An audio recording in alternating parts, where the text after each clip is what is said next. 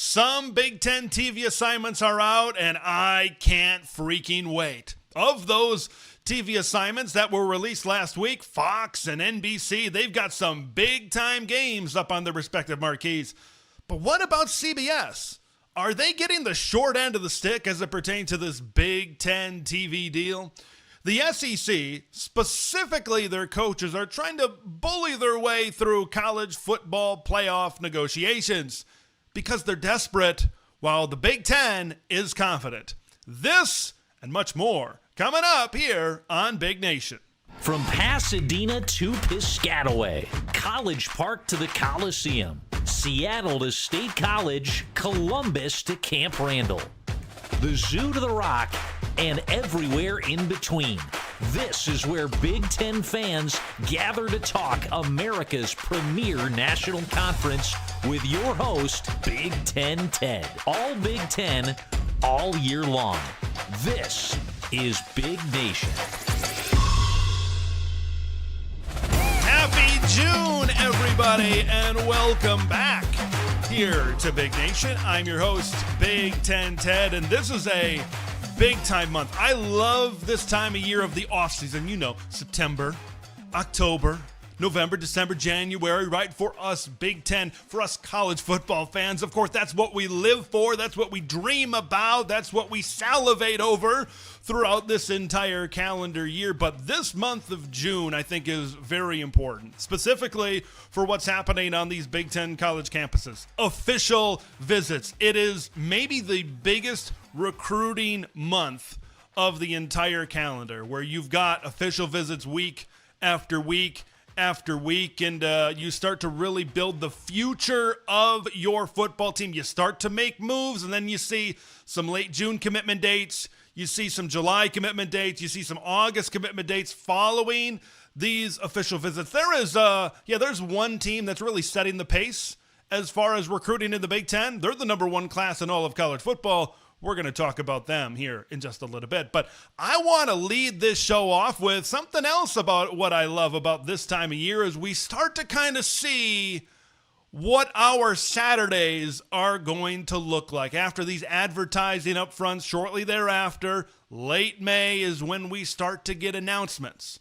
What time slot some games are going to be in. What network some games are going to be in. So, to start off this program, I want to jump into what games really stuck out to me from the games that were announced for these Big Ten television announcements last week. So let's dive right into it. And of course, you can't start a conversation with this without really talking about the first Big Ten Saturday game of the year, and it's going to be on Big Noon Saturday and Big Noon kickoff on August 30th when the Texas Longhorns come in to Columbus, Ohio to take on the defending national champion Ohio State Buckeyes. You know, with non-conference scheduling, when this stuff is done so far out in advance, it's really hard to get a matchup like this.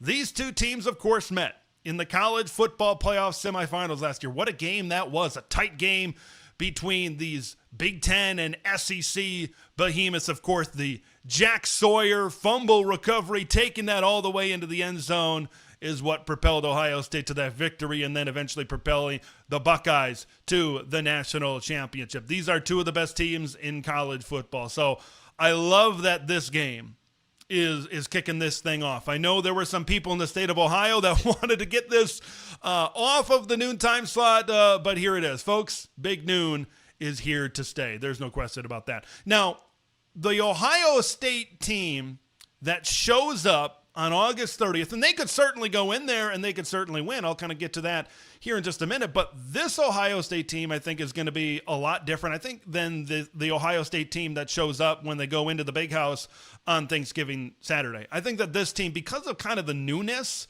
now there are some things that are familiar, specifically number 4 on offense, specifically number 2 on defense, like in almost every single game this season. And this could be one of the exceptions with Arch Manning on the other side of the field for Texas. But in most games, Ohio State, they're going to have the best player on the field on offense, and they're going to have the best player on the field on defense. But of course, this is a team sport. It's an 11-on-11 football game. And I think maybe the remainder of the parts on the Scarlet and Gray team, you trot them out there in this type of atmosphere right off the gate without any sort of preseason game or any sort of preseason scrimmage against another team, against a team as talented as Texas. It's kind of unpredictable how they are going to react in that type of situation. Like, Julian Sand could just throw the ball up to Jeremiah Smith all day, and he could go for 170 or 2 or 3 touchdowns and have a Rose Bowl type of performance. Or Texas could certainly come to play and show that they are one of the best teams in college football right out the gate. So this is going to be we know 2 new coordinators. The defensive line, of course, has been JT Tuimoloau, Jack Sawyer, Tylik Williams, guys like that. They have been stalwarts starting for multiple years up front. And now I think you've got really talented players up there, but it is their first game in a marquee type of environment. Certainly the thing that is in favor of the Buckeyes is having this game in Columbus. Ohio State, of course, has aspirations. Once again, they're going to have aspirations every single year, of course, to make it to the college football playoff. But if they fall to Texas in this first game of the season, we're setting the bar right at 10-2 to get a playoff appearance. There's a little bit more pressure on them. Remember, this is an Ohio State team. They got to play Penn State this season. They got a tricky game at Illinois this season. And they got a team that they just can't find a way to beat in Michigan at the end of the season. So a loss could maybe put Ohio State a little bit under the 8 ball this year. But a win could certainly give them a little bit more breathing room. Now, that's the start of the day. About 12 hours or so, maybe 11 hours later, in the After Dark time slot on this same network on Fox, you've got the Utah Utes going to the Rose Bowl to take on the UCLA Bruins. This is the debut, the Big Ten debut, the UCLA debut, not Big Ten Conference game, but playing for a Big Ten Conference team, debut of Nico Iamaleava. And I think that this game, it's kind of a bummer that this game is in the After Dark time slot. I wish it had a little bit more juice, a little bit more eyeballs on it maybe, but this is a big game for Nico. This is a big game for UCLA to really start off the season. Now, I know Utah was not a very good team last year, just won 2 out of their 9 Big 12 games. Beginning of last year, we were thinking teams like Utah and Oklahoma State would be good. Neither of them would be good. The Utes and the Cowboys combined for 2 out of 18 conference wins last season, which is semi-ridiculous, but the Big 12 is ridiculous in and of itself, which is why I kind of enjoy it. But if UCLA can get the job done, if they can come out, if they can be very impressive against what should be a decent Utah team, but there's a lot of transfers for the Utes on this team this year, that can really get them going in the right direction, get them a lot of confidence in this early season slate, because the early season slate for UCLA is very manageable. And I think this game against Utah, should they be able to come out with a W, could really propel them to really start this season. After Utah, you go on the road to UNLV for some reason. You got New Mexico at the Rose Bowl. You go on the road to the Lakefront Stadium there at Northwestern. You do have the game against Penn State, but before you get to that Penn State game, if you're able to beat Utah, this is a UCLA team that could be undefeated, throughout the months of September. But Penn State game at the Rose Bowl, of course, going to be insanely difficult. At Michigan State, home against Maryland. 6-1 is not off the table. Now, after that, things get a whole lot more difficult. This could be a 6-1 team that ends up going 6-6 at the end of the season. But this Utah game, I think, could be a springboard to a hot start for UCLA, for those boys over there in Westwood. I cannot wait. I think I'm going to stay up for this game. Here in the Central Time Zone, I think I'm going to stay up. And I think a lot of people are going to stay up to see the type of debut that Nico Iamaleava can have against a Power 4 opponent in Utah. Let's advance to the next week. Big noon, Iowa at Iowa State. I love that this game is getting the shine. I love that this game is getting in that big noon kickoff and big noon Saturday time slot, because this is one of the, for me, if you take a non-conference matchup, this is one of the most entertaining, always very crazy type of non-conference games that we get each and every single year. You've heard many people say it. You've heard me say it. This game exists in its own universe. Just because Iowa loses this game, they can certainly bounce back and go 10-2. Like, this game certainly does not dictate the outcome of the season for either of these squads most of the time. Now, this is a tough early test for the Iowa Hawkeyes. An Iowa team that's going to be breaking in a new quarterback, that's losing their most productive offensive player in Caleb Johnson, that's losing some players in the back end of their defense, in the middle of their defense as well. Iowa State returns Rocco Becht. They return their top two leading rushers, Carson Hansen and Adu Sama. So that's some good production that the Cyclones are going to be coming back. And Iowa State was a team that made it to the Big 12 championship game last year. Didn't exactly go well for them in Jerry World, Arizona State, and Kenny Dillingham, of course, taking care of business in that game, but a good season nonetheless. The big key, there's big key on either side. Iowa State, they are replacing two 1,000-yard receivers. Iowa is losing a really impact player on defense with someone like Sebastian Castro. Who is going to be that next big player to step up in the secondary? We've seen Riley Moss. We've seen Cooper DeJean, seen what he's doing with the Philadelphia Eagles. We've seen Sebastian Castro. I tend to believe that that Xavier Wampa is going to be the next guy, this time at safety, but that remains to be seen as well. Where is Iowa this early in the season, especially as it pertains to their offense? I think, I really like Gronowski.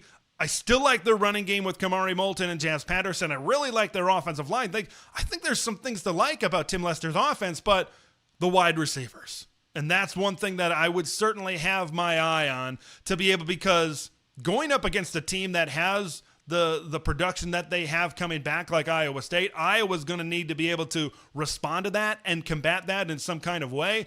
How are these receivers? How is this receiving group developed? Can they be able to be more playmakers? Because right now, that's the big question mark. One might say the weak point of this Iowa offense right now. If this is a wide receiver group that can't separate, maybe this is an Iowa offense that could have some trouble yet again. But they got Sam Phillips out of the portal from Chattanooga. He's a really fast type of player. Maybe speed is something that this Iowa wide receiver room has certainly lacked. Where's Jacob Gill? Where's Reese Vandersee? Where's Caden Weegan? Where are all of these guys early in the season? This is going to be a really fun game to watch, and I'm really glad that it's in that big noon slot. That's how we're going to start the day on September 6th. How about, where are we going to end the day? How about Michigan at Oklahoma? When you look at Big Ten non-conference games and early September type of games, this is one that maybe flies under the radar when you talk about ones that you certainly are going to circle right away. I love this matchup. You have Oklahoma last year. What'd they go? 6-6? Yeah, I think they went 6-7 when they lost to Navy in that bowl game. And, kind of coming off that season, good defense, not a good offense, but I think that this is an Oklahoma team that has upgraded. And this is going to be a tough defensive team, and this is kind of an Oklahoma team that's receiving a lot of juice. John Mateer coming in as a transfer quarterback certainly has a lot to do with that. You got Jade Knott coming over from Cal. You bring Deion Burks back over there at wide receiver. They got a tough schedule, but it's a Power 2 schedule. All Power 2 schedules are tough. Oklahoma, we're saying that about Oklahoma certainly right now. September, I think, sets the stage for Michigan. And I'll maybe talk about that in a future show here on Big Nation. But, the schedule shapes up for this team to possibly make a run back to the college football playoff. And if they can get a win against Oklahoma, I think that gives them a little bit more breathing room. They lose to Oklahoma, and now I think the pressure is on with maybe some of these more 50-50, 60-40 type of football games. I think that this has a potential to be a smash mouth game. I mentioned at the beginning, Oklahoma's defense, Brent Venables is always the guy that can throw out a good defense. Wink Martindale on the side for Michigan. We saw, despite losing some of their big-time players, the Will Johnsons at corners and those two great defensive tackles that were highly drafted, like we saw in the bowl game against Alabama, that it's just next man up. This is a really good system, and they still got really good players on this Michigan defense. Sharon Moore, where is he going to be at this moment in time? Right now, he would be coaching. Michigan self-imposed a suspension for games 3 and games 4 because this is semi-ridiculous. I'll be willing to admit that, because they want Sharon Moore to coach at his alma mater. Like, you can't pick and choose. You can't have cafeteria suspensions. But that's a totally different thing for maybe a totally different show that we'll talk about later on, when this suspension is a little bit more clear as to what exactly is going to happen. But is Sharon Moore going to be coaching at his alma mater during this game? That could certainly have a big factor on how the game plan and the execution of that game plan goes throughout this game. I cannot wait for this game. Hey, give me 20-13 Big Ten SEC crossover. This one should certainly be a lot of fun. Let's go to week number 3. We've got Wisconsin, maybe thankfully, wrapping up their home and home with Alabama. It's going to be in the noon Eastern time slot on either ABC or ESPN from Bryant-Denny Stadium in Tuscaloosa. I think the big question here is, can Wisconsin make it respectable? I think one thing that got lost a little bit with the Badgers. Look, I know they lost 42-10 to Alabama last year. They lost 42-10 to Iowa. There were some games like the Nebraska game kind of got a little bit, the margin of victory was a little bit wide, certainly as well. And there were some other games, but they played Oregon extremely tight, 16-13 late in the year. The defense really showed up in November. Penn State, I thought they really hung in there against the Nittany Lions at home in the night game at Camp Randall Stadium. Can they make this game respectable? They're going to have 2 games against Miami of Ohio and Middle Tennessee to lead up to this game. So they got a couple of games to kind of get their feet under them as far as this new offensive scheme. I think that's going to focus more on the power run game with Jeff Grimes coming over from Kansas. But where does Wisconsin stack up early in the year against a really good team with an electric playmaker like Ryan Williams? On the other side, everybody's in Madison is talking about this tough schedule. That's all anybody wants to talk about. But I think, like, if Luke Fickell is respectable in these games against Alabama this year, against Oregon this year, against Ohio State this year, and it's not a 30 or a 40-point blowout, then maybe you're seeing some signs of incremental progress in Madison, and that could certainly really install some confidence in them. Alabama set to break in a new quarterback. This should certainly be an intriguing game. Let's kind of go down to the next Saturday, week number 4, September 20th. This is going to be 3:30 Eastern on CBS. Right now, this is kind of the big game in September that has been chosen for CBS. When you've got the Michigan Wolverines, we just talked about them in their Oklahoma game. They go on the road once again, this time to Lincoln, Nebraska. The last time that these two teams matched up in Lincoln, a heartbreaking loss, one of many heartbreaking losses during that 2021 season for the Huskers. Adrian Martinez just go down, brother, but the ball was stripped out. Field goal for Michigan, walk off in that Big Ten, the first of 3 consecutive Big Ten championship seasons for Michigan. Nebraska, could really use this game to propel themselves to a 5-0 start. I mean, they got Cincinnati to start the season. That's one where it's like they're not a good Big 12 team. It's on a neutral site. In theory, Nebraska should be the favorite. In theory, Nebraska should find a way to win, but we know how that has gone on for Nebraska the last few seasons. Michigan State and Maryland follow this game against the Wolverines, a matchup. 2 great young quarterbacks, 5-star quarterbacks. Bryce Underwood, it could be for Michigan. Of course, Dylan Raiola over there in Nebraska. We got to talk about it again. The status of Sharon Moore. As it stands right now, this is one. If the self-imposed suspension by Michigan holds up, Sharon Moore would not coach for this game in Lincoln. It's a big early contest for both teams, and I think that this could certainly be a springboard into the middle of the season for either of these two teams that have favorable schedules down the road. And seeing the winged helmet and the Nebraska and 2 blue blood type of programs going up against each other, always big time football, and CBS certainly has got a big one over there. All right, week number 5, we did it, folks. We did it. Big Ten Saturday night.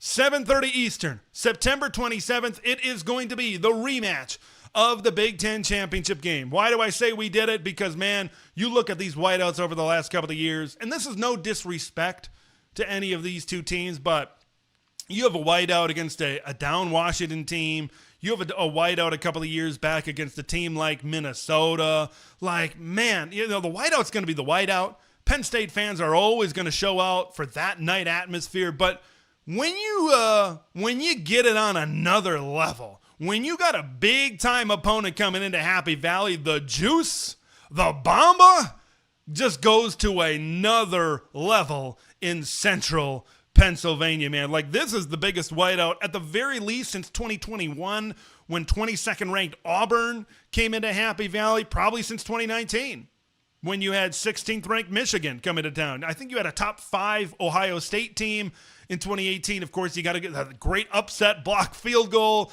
game in 2016 where Penn State won, and it really propelled them to a Big Ten championship that specific year. But, man, the storylines write themselves. I mentioned it before. It's a rematch of the Big Ten championship game. That's number one. Number two, James Franklin has crazy national championship expectations. It's an experienced Penn State team against what will be an inexperienced but very talented Oregon team. So with this, and it's the first big matchup for both of these teams. So we're really going to find out, is Penn State truly a national championship contender? Can a young Oregon team, likely led by Dante Moore and the Super Frosh, Decorian Moore on the outside, and some of these players on defense for Oregon, can they mesh together in their first 4 games? Can they get the right combinations to go into Happy Valley and possibly pull this upset? Right? If Penn State is able to win this game, this is one of those maybe wins in the past that has evaded James Franklin. If they fall on the short end of the stick to Oregon, there's going to be, can Oregon silence this Penn State crowd with a win? Boy, if Penn State can't get it done in this game, that Penn State fan base is going to be anything but silent. This is going to be maybe the most cinematic experience in college football all season long. Wouldn't it be interesting if Oregon donned those all-white uniforms in a whiteout like they did, those same uniforms that they did against Michigan last season? I can't wait. This is like one of those matchups where I'm like, I'm not a wish-away summer guy. I want to go outside. I want to enjoy Lakes Country here in the Midwest. I want to go out west. I want to hike a mountain. I want to do all that stuff. Football season will be here when it's here. But this is a game where I'm like, maybe we can fast forward through these June months, through these July months just a little bit faster. Just a little bit faster. All right, let's go into October. Fox unveiled their Friday night schedule, and this is one that stands out to me. It's a little bit bittersweet that this game is on a Friday night. I would love to see this game featured on a Saturday, but I kind of like how it's showcased in its own time slot. That's the Nebraska Cornhuskers going on the road to Minnesota, week number 8, October 17th.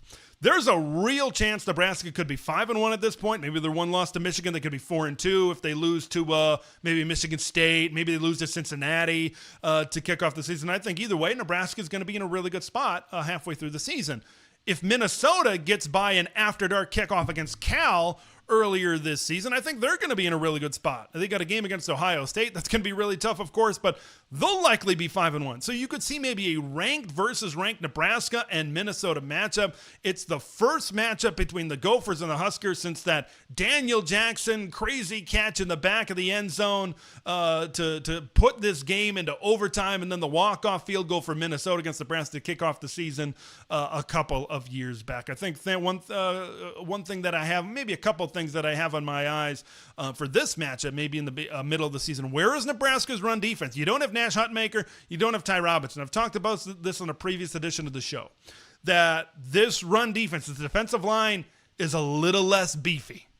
All right? And you've got a good rushing attack, really usually a good rushing attack for Minnesota. But, man, Darius Taylor's in there, and there's a lot of depth with what they did in the portal. I think that this is the team, the Minnesota. I think they're going to go right at Nebraska, so that's a battle that I'm really intrigued about. What about Drake Lindsey, the quarterback for Minnesota? I mean, he was a freshman last year, high 3-star, low 4-star. He certainly got that big body, maybe in the future, but stereotypical NFL type of frame that you see maybe out of a pocket passer. Is he confident in his role in the midway point of the season where this is a Minnesota team that can really start to be hitting their stride at this point in the season? These are two fan bases that don't like each other.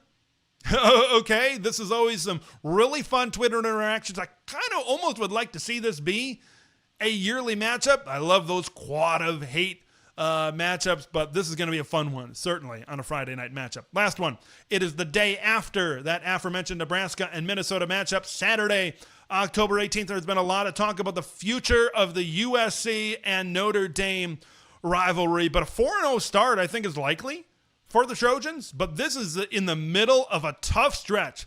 You've got at Illinois and home against Michigan before this game against Notre Dame. You got some bye weeks, you got 2 bye weeks thrown in this stretch as well. And then you got at Nebraska after this game. I think the big thing that I'll have, I think that will give USC a shot to maybe pull this upset on the road against a really good Notre Dame team, has USC's defensive line beefed up even more. We saw them take some steps forward last season.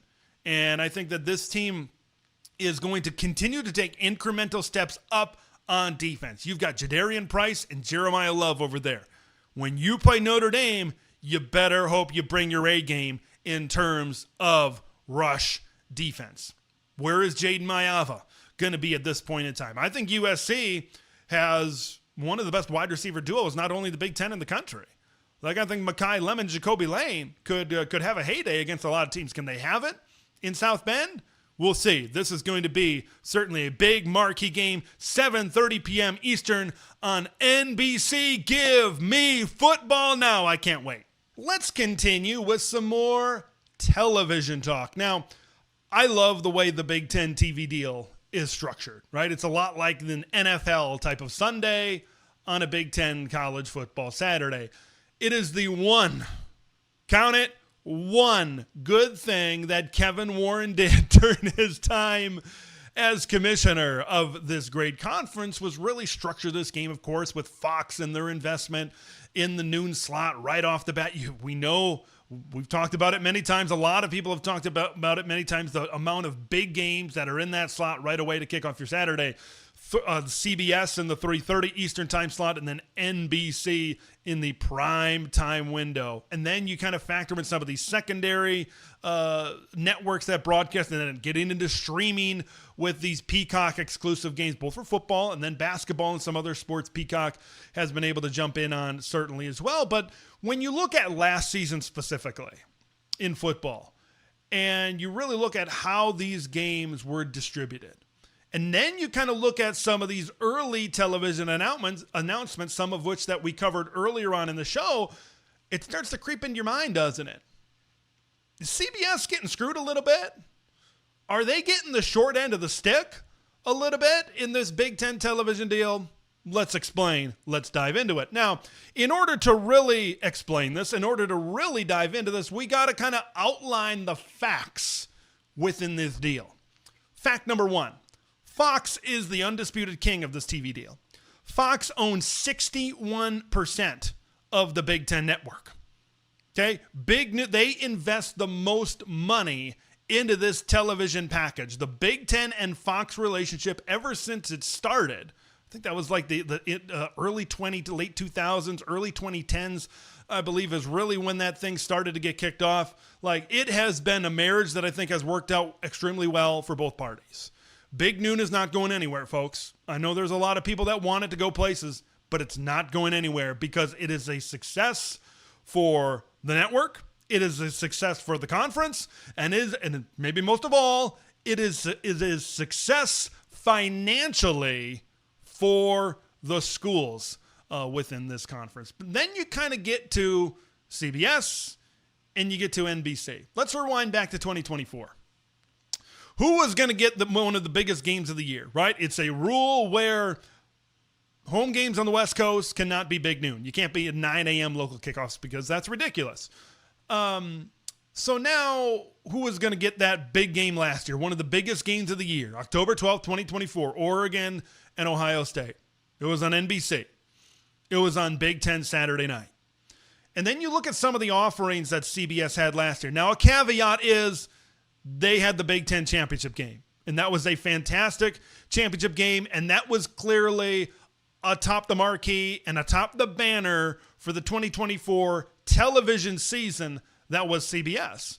But then when you kind of look at it throughout the course of the regular season, I already mentioned the marquee game that NBC had on, the Ohio State-Oregon regular season game. We know the type of regular season game that Fox has, the Ohio State-Michigan game. They had Texas and Michigan at the beginning of the season. They had Ohio State and Penn State. Like, they're going to have big marquee games every single year. When you have the first 3 draft picks in the TV draft, no matter what, every single year, yeah, you're going to have big games. Now, CBS is sitting there. You look back at CBS's really marquee games. Now, you had good games. Like Penn State, Minnesota was a really good game, but with all due respect to the Golden Gophers, that's not a game that really catches the marquee, maybe pulls in a ton of ratings like the aforementioned Fox games, like that aforementioned NBC game that was in the middle of the season last year. So the big marquee games for CBS last year were involving USC. USC and Notre Dame at the end of the year. USC and Penn State was on the same weekend as Ohio State and Oregon. USC and Michigan a little bit earlier on in the season. Now, all of those carry, I think, some pretty decent weight, but they don't carry the weight that Fox had. They don't carry the weight that midseason game on NBC certainly had as well. You fast forward to 2025. In theory, it looked like NBC had the number 1 pick last year, and they picked the game that they picked. You looked at this year, there was one game on the schedule, one game on the calendar that'd be like, well, maybe this is the opportunity for CBS to get a big-time marquee type of game. That was the rematch of the Big Ten championship game that aired on CBS last year, the Oregon Ducks and the Penn State Nittany Lions. But that one, for the second consecutive year, that big game in the middle of the season is going to be on NBC. Right now, here are some CBS games that are on the calendar. Penn State and Nevada. You have USC at Purdue. You have Michigan at Nebraska. Those are good, but I think CBS is used, and I think we are used to CBS when we hear that music. We're used to that being a top-tier, marquee type of football game. And I think it's kind of creeped into some people's minds, both in the Big Ten and maybe outside of the Big Ten, that this CBS game doesn't really pack the punch that I think it has in years past. But I think you need to dive into the money a little bit.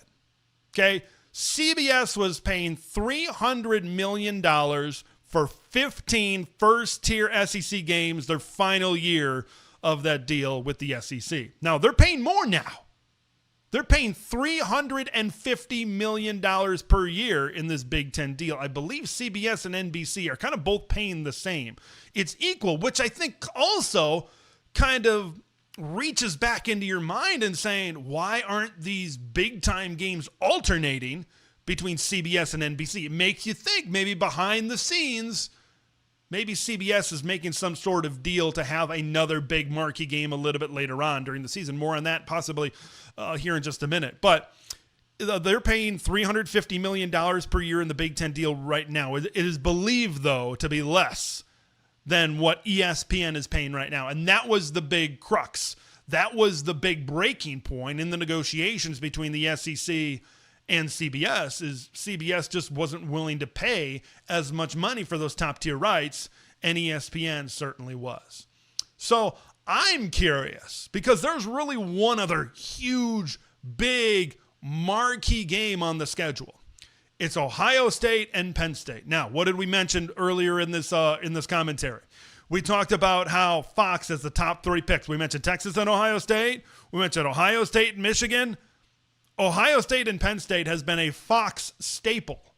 That seems to me to be that game that would end up on Big Noon on Fox.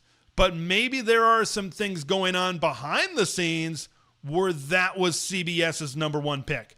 If that is the case, that is a ratings giant. That is a big time later in the season type of game that can certainly draw a lot of interest for CBS right now. But I think like expectations needed to be adjusted for CBS coming into this deal, considering the level that Fox was at and the big games that they were going to get. And then you got to split the difference in the second tier with NBC. There weren't going to be as many top marquee type of games. having the Big Ten certainly being the best conference in college football, I think is going to help the depth, help CBS maybe get more quality games throughout the season. But this all kind of leads me into my last point. And then this will lead me into the next segment here of the show. Is CBS, I think, should be pushing for a 4-4, 2-2, 1-1 college football playoff format in the future, because those play-in games where you have 1 versus 2 to possibly get the bye, 3 versus 6, and then 4 versus 5, it works chef's kiss. Picture perfectly to have one network have the Big Ten championship game and then have NBC or CBS or whatever combination to have those other play-in games. Though that is some big-time inventory, no matter who matches up in a potential play-in game on CBS or whether they have the Big Ten championship game, whatever that weekend looks like. We know television networks run the sport. We know that they have a high influence on the sport. We know that the Big Ten, Tony Petitti, are big backers to this AQ 4-4, 2-2, 1-1 playoff format. It could be networks like CBS, like NBC, and even like Fox, because now they're not getting that Big Ten championship game every single year. But I think they might be pushing to be like, hey, yeah, we'll pay a couple extra bucks, but we certainly want those big-time games at the end of the season. All right, it is now time to talk college football playoff here on Big Nation, and maybe a little bit of a warning, it's time to rant college football playoff here on Big Nation. We are at such a tipping point right now with the college football playoff and the future of the college football playoff starting in 2026. And really, the SEC is sitting on the pendulum on this thing, and they've got to make a decision. Now, for the longest time, it looked like Tony Petitti, Greg Sankey, the Big Ten, and the SEC, it looked like they were in lockstep. It looked like they wanted the 4-4, 2-2, 1-1 college football playoff model. And the more I looked at it, the more I'm like, yeah, I am also in favor of the 4-4, 2-2, 1-1 college football playoff model. But recent meetings in the SEC with coaches, and those coaches coming out of those meetings, maybe there's a little bit of a different tune being sung from our friends down south. Because coming out of that meeting, it sounds like they're in favor of a 5+11 college football playoff format, and now things are maybe as uncertain as they've been in recent memory.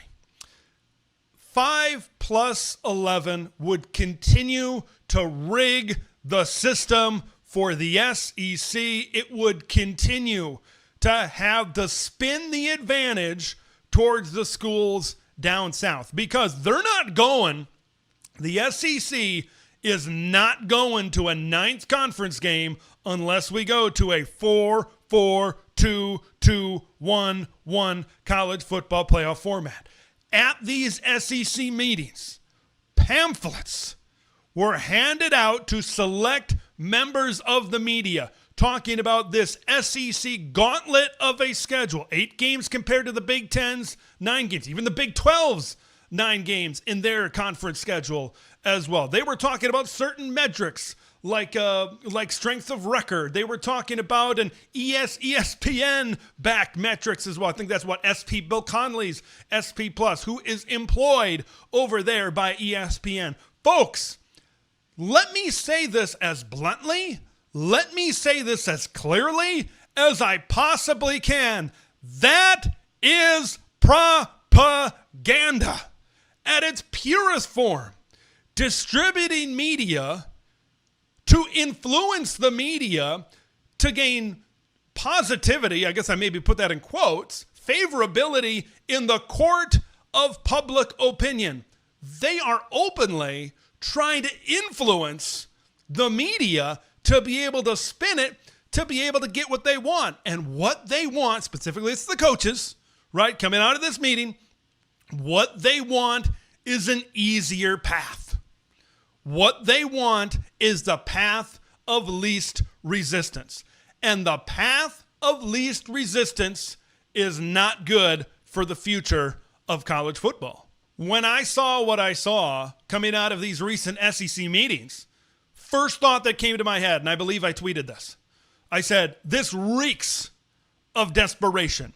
This reeks of them wanting to continue to rig the system in their favor because they know that they are losing that long-held grip over complete control of the sport. Greg Sankey is going, and he's talking on multiple interviews, and he's been more upfront on camera, certainly, than Tony Petitti has.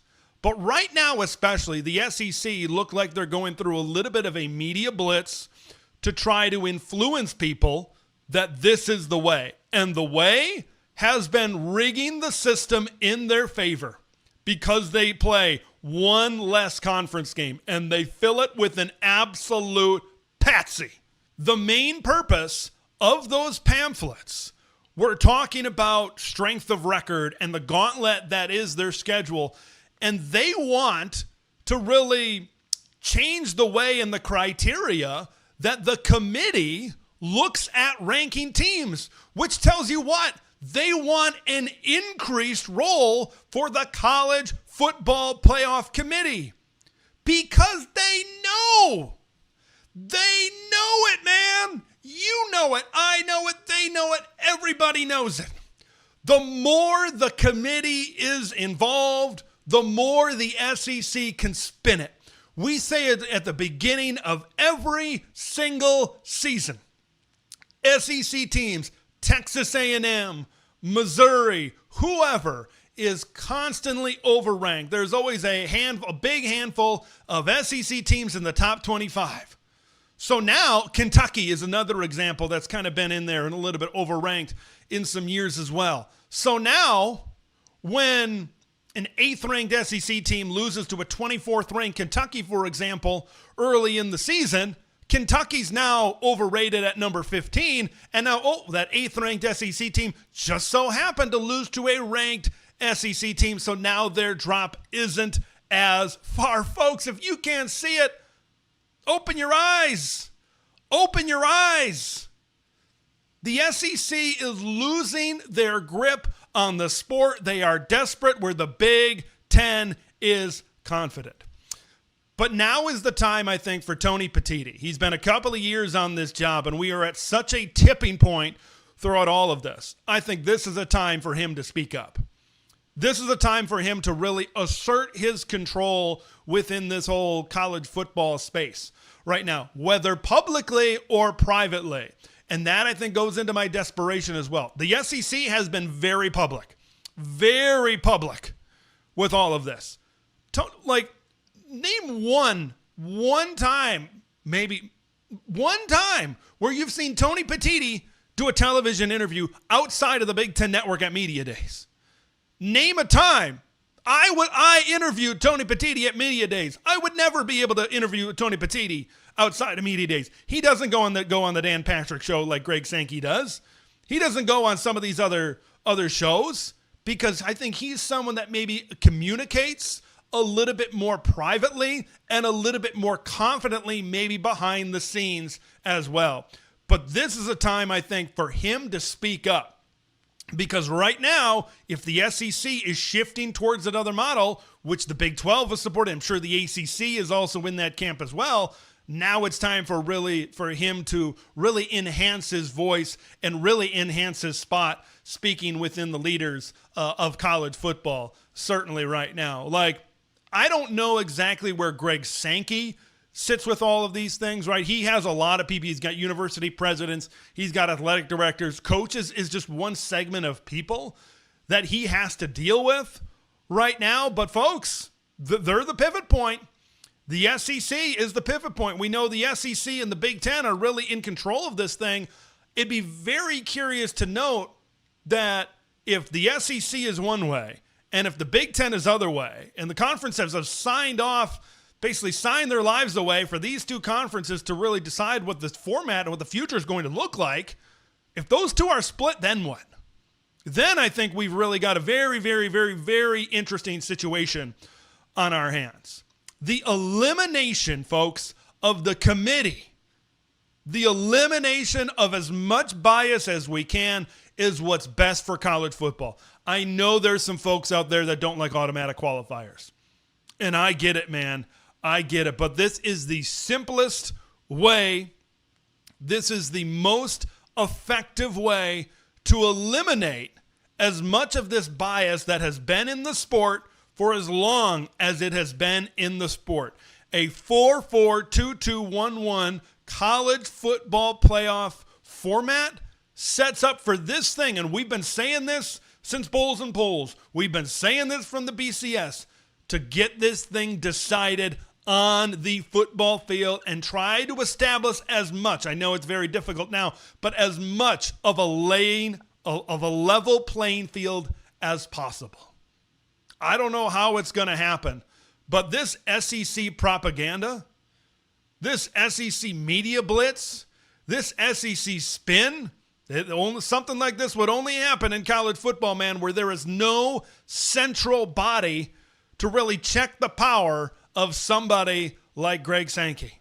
I think this postseason has the potential to be really, really awesome. But like most things that are standing in the way of awesome, there's the SEC as a giant freaking roadblock.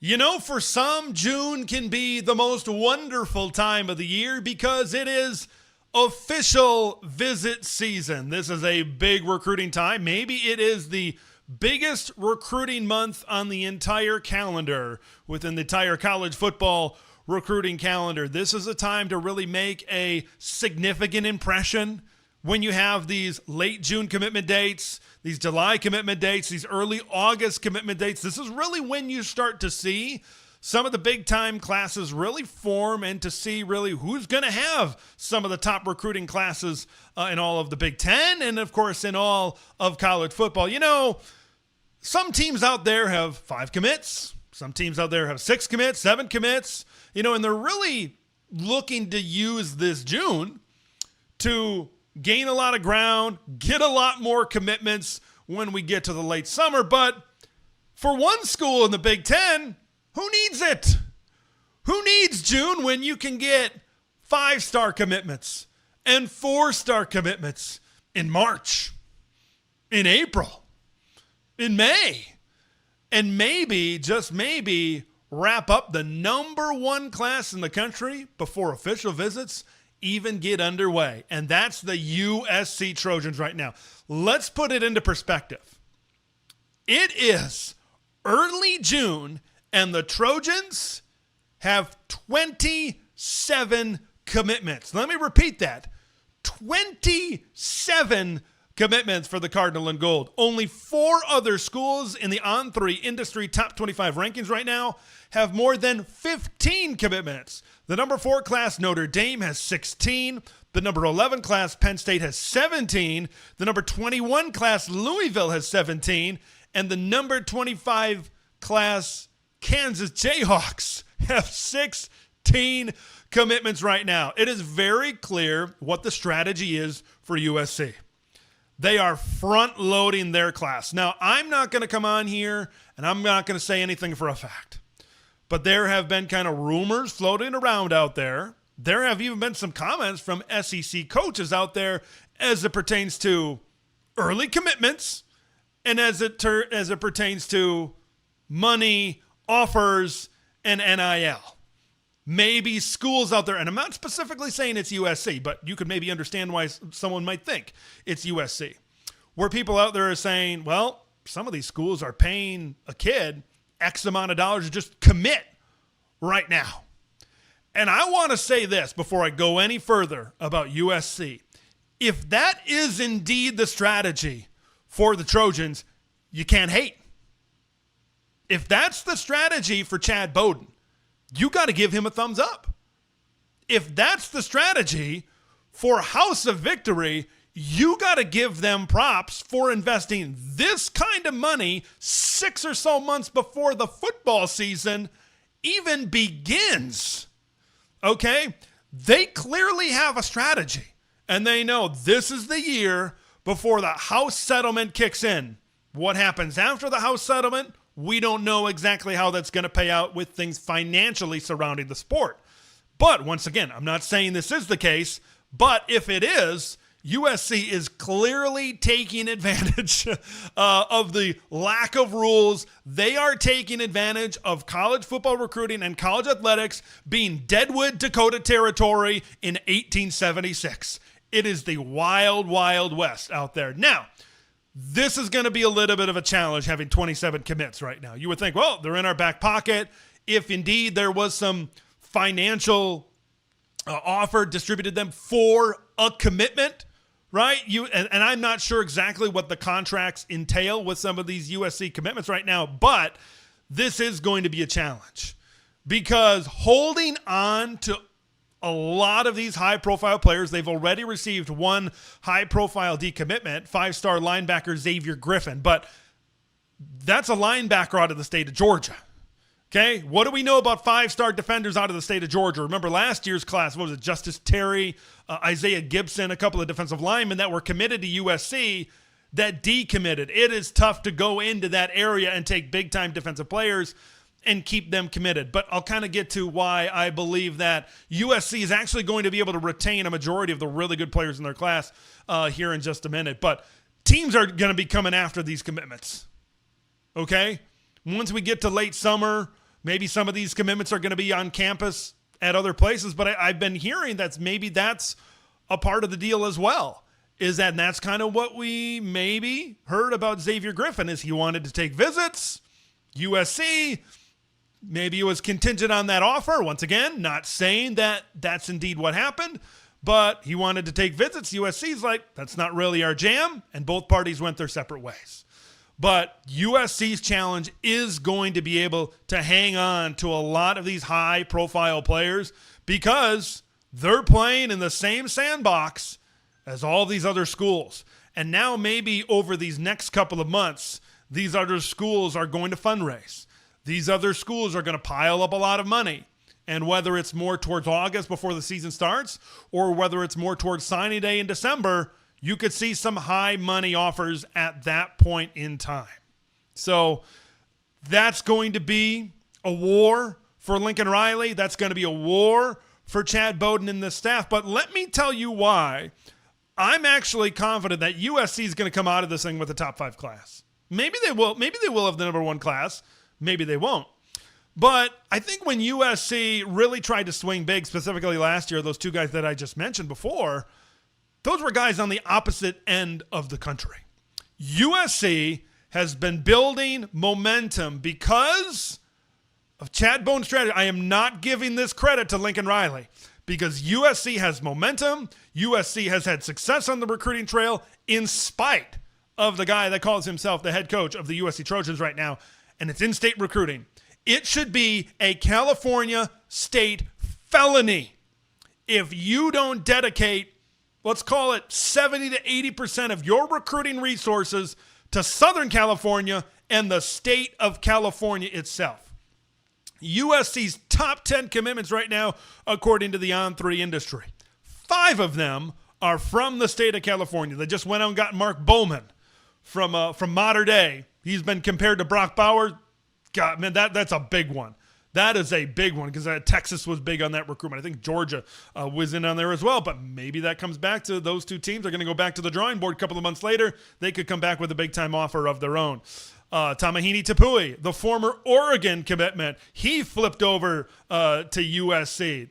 Trinity League MVP, anybody? He comes out of Mater Dei. And having that I think there's 3 USC commitments that are coming out of Mater Dei. Oregon has had success going down there to Santa Ana as well. Some SEC schools have had success in that area. It's the number 1 high school football program in the country for a reason. It should be a USC pipeline probably for a reason because they produce high-quality talent. And then you have players like a Chris Henry Jr., and a Cody Green that transfer from out of state just to be able to play at that type of program. Samote Katonga, I hope I said that right, but he's a defensive player that's from the state of California. Brandon Lockhart, one of the top defensive backs and corners in this class. Deshaun Rideau coming out of Oaks Christian. That's why I feel, because I think now there's and I've kind of heard it on some other podcasts as well, whether it's been USC reporters or whether it's been national reporters, there's kind of this earthquake, right? West Coast, you got to put that in there. The earthquake effect, this reverberating effect where now some of these big-time USC recruits or these big-time California recruits commit to USC. Now there's this growing momentum that a lot of people want to stay home. They want to play with that elite talent in their backyard in Los Angeles, California. I know some people have differentiating opinions when it comes to momentum, but I think when you have this 5-star and this 4-star and all these guys from the state of California want to stay home at USC, I think there's a little bit of something that says that should be said towards momentum, and USC has certainly been able to do that. USC is currently in the hunt for guys like Brandon Arrington, Devon Benjamin, a couple of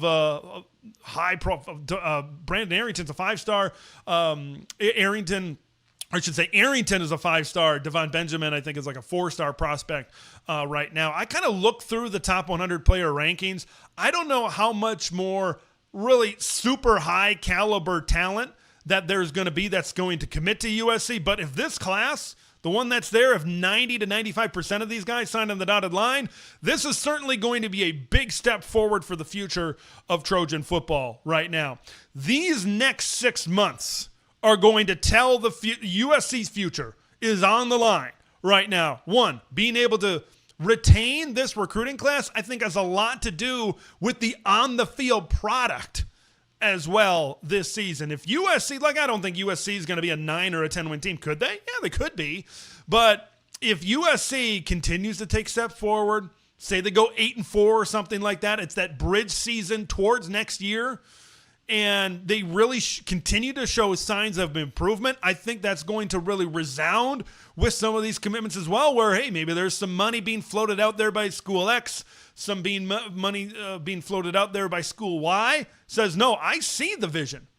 I see the offer. I see the money that House of Victory is paying me, but I also see the vision of where USC is certainly going. But if Lincoln Riley trips over himself again and they have another 6-6 season, they have another 7-5 season, and it's kind of business as usual, because I don't think this USC team this year is ultra different or ultra improved compared to maybe last year's team. It could be that way on the field, but right now, as I'm looking at it in the month of June, roster-wise, I don't really see a huge, giant, significant difference. But if they fall flat on their face again, I think you're going to see start on the recruiting trail with some of these players. You're going to start to hear some of these rumblings yet again, and maybe there's a little bit of second guessing going on. But I'm confident that USC is going to have one of their best recruiting classes in recent memory. Got to credit Chad Bowden. Got to throw a big-time credit to House of Victory. And you got to credit to, once again, dedicating your resources to recruiting the state of California and owning the state of California as well. A great USC, I think, is great for the Big Ten Conference going forward. We know Penn State, Oregon, Ohio State, Michigan, teams like that. We know where they are and the resources that they have. USC seems to be like the only other team that can really consistently jump into that category, that has the money, that has the resources to consistently be a college football playoff team. We'll see if they can do it. Lincoln Riley, I'm not going to lie, he gives me the heebie-jeebies a little bit for them to maybe get to that level. Another great edition of Big Nation is in the books here today. I'm Big Ten Ted. We'll see you in the next edition of Big Nation. Thank you for watching and listening to Big Nation. Make sure to subscribe and follow Big Ten Ted on X, YouTube, and podcast platforms to stay in the know on all things Big Ten football.